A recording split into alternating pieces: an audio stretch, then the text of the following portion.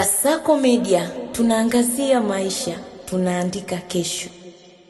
Jeshi la Jamhuri ya Demokrasia ya Kongo DRC limethibitisha mauaji ya raia wasiopungua 43 katika shambulio la kigaidi lililofanywa na kikundi wa Allied Democratic Force ADF. Shambulio hilo lilitokea Jumatano usiku katika kijiji cha Bufakoa, eneo la Mombasa katika jimbo la Ituri, kaskazini mashariki mwa nchi hiyo. Kwa mujibu wa taarifa ya jeshi, zaidi ya nyumba 44 zimechomwa moto pamoja na lori moja na pikipiki 5.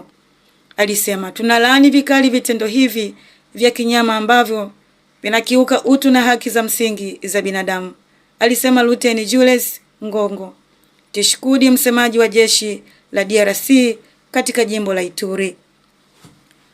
Kundi la ADF ambalo lina asili ya Uganda na limeapa utii wa dola la Kiislamu limekuwa likifanya mashambulio ya mara kwa mara dhidi ya raia katika maeneo ya Ituri na Kivu ya Kaskazini. Vyanzo vya eneo hilo vinasema kuwa baadhi ya wasiriwa waliuawa kwa mapanga huku wengine wakichoma moto ndani ya nyumba zao. Wakati jeshi likitoa idadi ya zaidi ya 43, viongozi wa kiraia wanaosimamia haki za binadamu wamedai kuwa ni idadi ya waliouawa inaweza kuwa zaidi ya 70.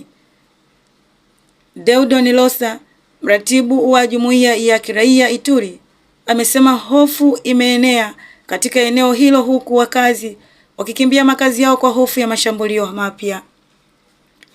Shambulio hili lilikuja ikiwa ni wiki chache tu baada ya taarifa ya Umoja wa Mataifa iliyotolewa Machi 25, 2026 ambapo Nada Al-Nashfu, naibu kamishna mkuu wa haki za binadamu, alisema kuwa kundi la ADF limeua zaidi ya watu 260 na kuhamisha maeneo ya raia tangu Oktoba 2025.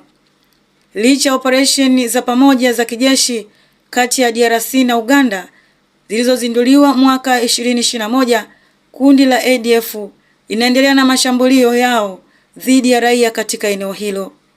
Na hii ni Kasako Update na Adela Thomas.